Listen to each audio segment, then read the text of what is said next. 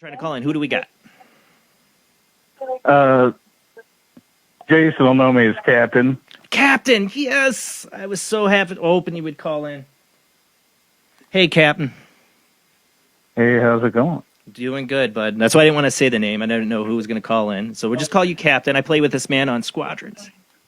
He's one of my squad mates. Yeah. On Star Wars Squadrons. Yes, I'm a geek. Yeah. So me and Captain here, we've been talking online. I bring up on the show, shameless plug in my show on Star Wars Squadrons with my squad mates. Well, I gotta do a show. It's called Paranormal Soup. Check it out, And Captain here, you're a believer. You've had some experiences. You had an incredible experience. I didn't know if that's what you want to share tonight. It's pretty intense. Yeah, I know, and I don't know if I wanted a spare box on or not. I would really like you to share this experience. I really would. I think it's more important that you get on the spirit box. So, all right. Let's talk about this experience that happened with the active shooter.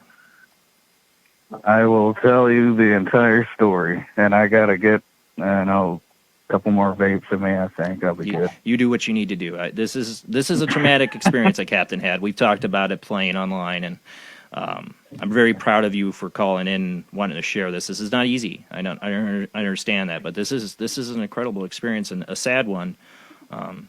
The way it happened. I have been on there the whole time. Yes. Okay. Well, I will take you to the beginning. Now, do you want me to mention the places? Don't. I don't want to because of other family members and what happened. I'd rather you don't get too specific. Just give the general idea. Okay.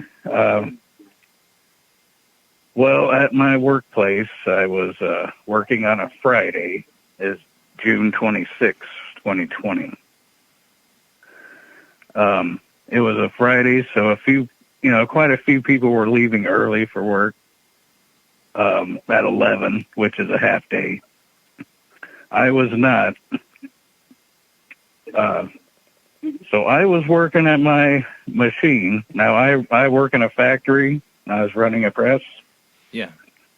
It's very hot in there in the summertime, sometimes up to 115 degrees, so it's a smoker in there. So a buddy of mine, we'll just call him B. We'll call him B. Yeah. Good buddy of mine. He walks by and he says, "Hey, man, it's hotter than shit in here." He says, "Let's go up to the front break room, get us a drink." And I'm like, yeah. Plus, we were sweating it that day. And I'm sorry if I go into extreme detail. Yeah, just try to keep it as I'm saying it. Yeah, just only thing I ask is try to keep any foul language. We try to keep it PG-13 when it comes to language. Oh, okay. I will try my best. It's all right. If it happens, it happens. But just try. Sorry. So I'm walking with Brad up to the break room, and I see people clocking out, leaving early. It's 11 o'clock, right? So we go into the break room. B gets it, he gets a styrofoam cup. He starts getting water. I get my cup. I walk over to the water machine. So that's when I hear the first shot ring out. Yeah. Which you never want to hear a shot in a warehouse. Right. I will tell you that. It shook the floor, and it's the echo. Yeah. It's tough to get out of your mind. Yeah, I bet. But heard the first shot, then a second one, then a third one, then a fourth one. And that's when I say, is somebody shooting? But I'm not really serious about it because your brain isn't catching up. Your brain just isn't. Yeah, it's like. So I'm still at the water machine, and I've got my hand on the button. I'm just kind of, and my buddy Brad, I turn around. I'm sorry, B. B. I see him turn around. There's like double swinging doors in the break room. Well, he opens one. I see him look down. There's like a hall on that side. I see him look down there, and I see him just run like a track star to the left. So there's another lady, Linda, or L. I'm sorry. It's all right. Another girl, L, in there, too. And she's eating breakfast, and I kind of go past her, and I open that door, and I'm seeing somebody running through the shelves, and I see a lot of movement down there. There's just a slight bit of, I want like a slight amount of haze down there, but I'm really not putting it together yet, you know? Yeah. And that's when I hear a couple more, you know, was like about 50 feet in front of me. And I see him, but the shooter? It looks like he's holding a silver can of spray paint or a bar. Yeah. I couldn't say it was a gun. I see him kind of wave it around a little bit in the air. Yeah. And that's when I turn back around, and L is standing right in front of me, and she's, you know, mouthing the words "Holy S." Yeah. You know, she's looking down there, and her eyes are so wide, and she turns around and she takes off to the right, which is where a lot of people went that day, to the right. So I go left. I mean, I'm paused there for a minute because I don't know what to do. Right. I haven't put it together. I haven't. You're in So shock. I go out that door. Now, that particular door is always unlocked. Okay? Yeah. So I go out there, and I'm just kind of standing there. I don't know what to do. I'm looking up because it's like a U-shaped building, and I'm in between the U and that little area. And, you know, I'm looking at the air conditioners and places to hide, and there's another door to the left, but I don't have my badge. It's still down at my machine. I left it down there. Yeah. And that's the only way you're going to unlock that door. Oh, jeez. So I don't know why I did it, but I started heading back the way I came. And I put my hand on the lever of the door, and it turns, you know, like somebody's coming out. But he's kind of like a chubby fellow with a gray beard. He's not dressed for work at all. He's got shorts and tennis shoes and Yeah. just as happy as could be almost. He's like, "Hey, man, what's going on in there?" You know, and I'm like, I don't know. I don't know. Yeah. And he's like, hold on a second. Let's go this way. And right when that happens, I hear, you know, 4 more shots outside, which is where I would have been if I would have went back through that door and went out the other side like I had planned. Right. I mean, I've had plenty of time to time everything out. You know, I would have been there. Yeah. And I don't know if he would have got me or not. You know, But this guy that opened the door didn't belong there. He did not belong there whatsoever. Not at all. No. I remember you said you talked to other people and nobody knew who this guy was. Right, and I never seen him there, and nobody's seen him, and I've never seen him since. You know, but it comes out and says, "Well, let's go this way." Oh, what was that? What Jamie said is almost like a guardian angel. Almost, yes. I mean, there's a lot of things during that day that sticks with you, but this was probably the biggest one. And it's like there's been events happening around me that's like this. I don't know. It's hard to explain. I know. Like it's meant to be. Like this is what you're doing. And I don't know, man. The way It's hard you it's hard to describe describe. the way you described him, I find interesting is the fact that he's like, hey, like the demeanor is just like so off for that Yeah, situation. he's Everybody just there is fucked. panicking and running for their lives, looking for a place to hide, and this guy's smiling and like kind of jovial about what's He's going on. he's almost got a smile on his face. Yeah, Yeah. that's just so weird. But anyway, he points to that door that's locked. Yeah, And we walk over there together, and he's like, after you, like yeah, Willy Wonka or something, after you. Well, he opens that door. He doesn't have a badge. right. He just pulls it right open. Wow. Go in there. Now, everybody on that side of the building is still working. I mean, they have no clue. Yeah, And this guy is just as calm. He says, hey, guys, we got an active shooter down there. We need to probably evacuate. And, he's just real calm. Well, they didn't address him at all. It's like they didn't even hear him, Oh wow. But it's when I repeated what he said, like, hey, an active shooter, they're like, what, Well, everybody starts moving. And I start moving, and I look for this guy. He's not there. It's like he just never seen him since. Wow. But and the rest of that day was pretty effed up as well. You know, I mean, I can finish the story for you if you want. Yeah, go ahead. But so anyway, everybody's walking down this hallway, and then it leads to it's about like a 1 foot hallway. We're all scrambling, trying to get out. Yeah.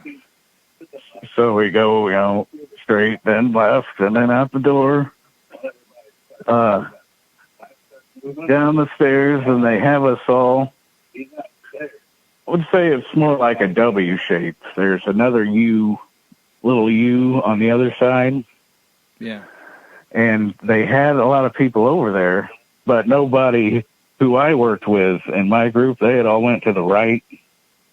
And they've seen the most horrific things they could have seen, and it's bad for everybody, whether you were there or not.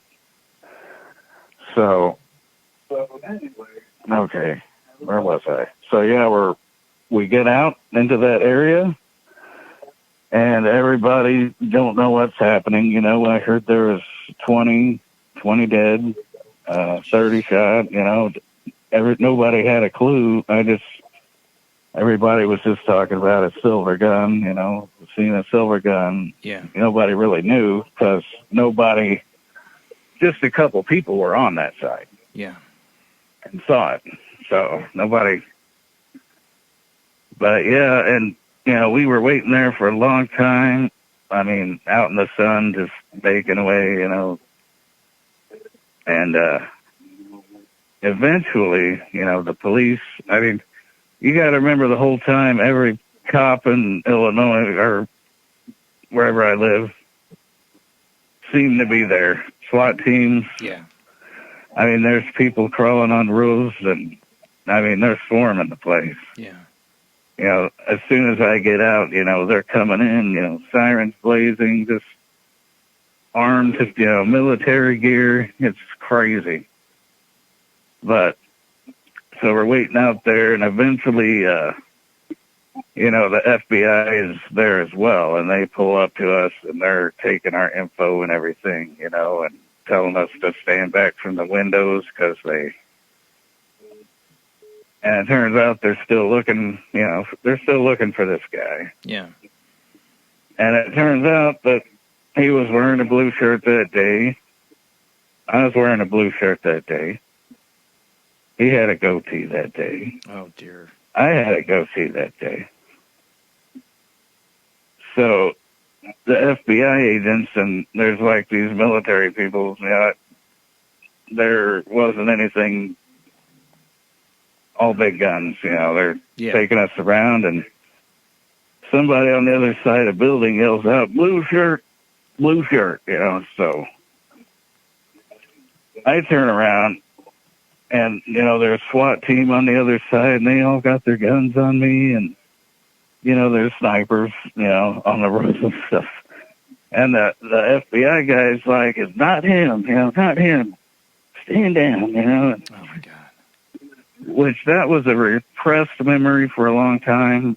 Yeah. And it's weird how things like this work on your brain, because well, you were traumatized. Things come back to you, and yeah, it's just weird.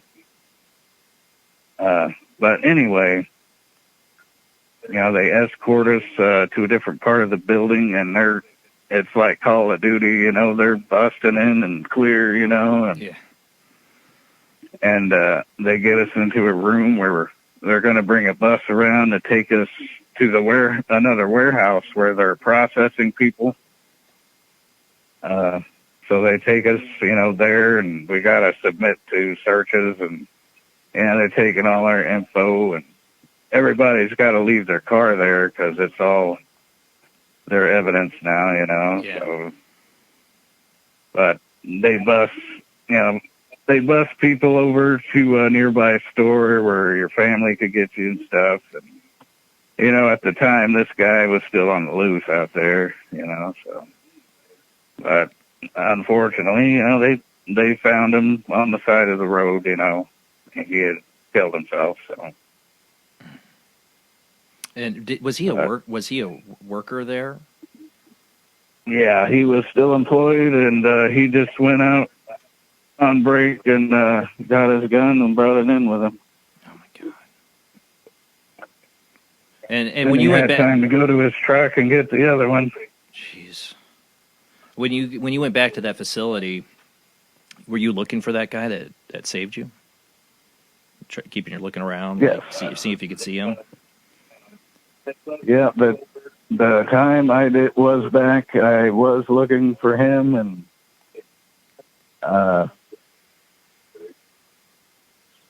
yeah, it was